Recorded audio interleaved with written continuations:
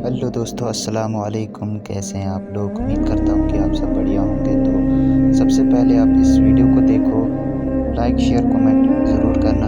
अगर इस चैनल पर नए हैं तो सब्सक्राइब करना। हुक्म दिया जाएगा कि इसको पकड़ लो और खींचते हुए दोज़ख के बीचों बीच ले जाओ, फिर उसके सर पर खौलता हुआ पानी उंडेल दो कि अजाब पर अजाब हो। अब मजा चख, तू बड़ी इज्जत वाला और सरदार था। ये वही दोज़ख है जिसमें तुम लोग शक किया करते थे। बेशक परहेजगार लोग चैन के मकाम में होंगे, यानी बागों और चश्मों में बारीक और दबीज रेशम का लिबास पहनकर एक दूसरे के सामने बैठे होंगे। वहां इस तरह का हाल होगा, और हम बड़ी बड़ी आंखों वाली हूरों को उनकी बीवियां बना देंगे।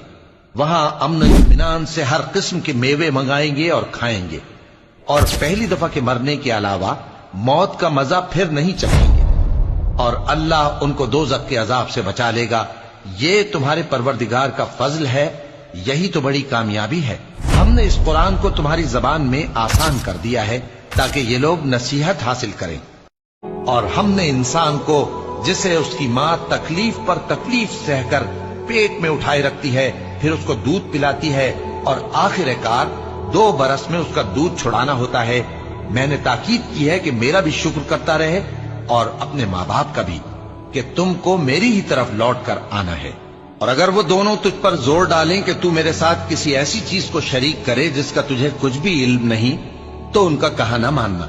हाँ, दुनिया के कामों में उनका अच्छी तरह साथ देना, और जो शख्स मेरी तरफ रुजू लाए उसके रास्ते पर चलना। फिर तुमको मेरी तरफ लौट कर आना है, तो जो काम तुम करते रहे हो सबसे तुमको आगाह कर दूंगा।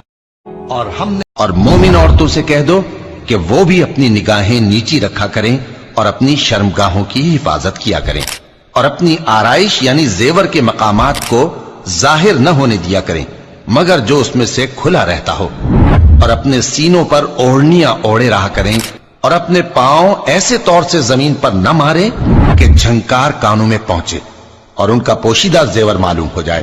और ऐ खवातीन, अल्लाह से डरती रहो, बेशक अल्लाह हर चीज से वाकिफ है। तुमको दुनिया की जिंदगी धोखे में न डाल दे, और न बड़ा फरेबी यानी शैतान तुम्हें अल्लाह के नाम से फरेब दे। शैतान तुम्हारा दुश्मन है, तुम भी उसे दुश्मन ही समझो। वो अपने पैरों के गिरोह को बुलाता है ताकि वो दोज़ख वालों में हो जाएं। और खवातीन पर अपने बाप दादा से पर्दा न करने में कुछ गुनाह नहीं, और न अपने बेटों से, और न अपने भाइयों से, और न अपने भतीजों से, और न अपने भांजों से, न अपनी सी खवातीन से, और न अपने बांदी गुलामों से।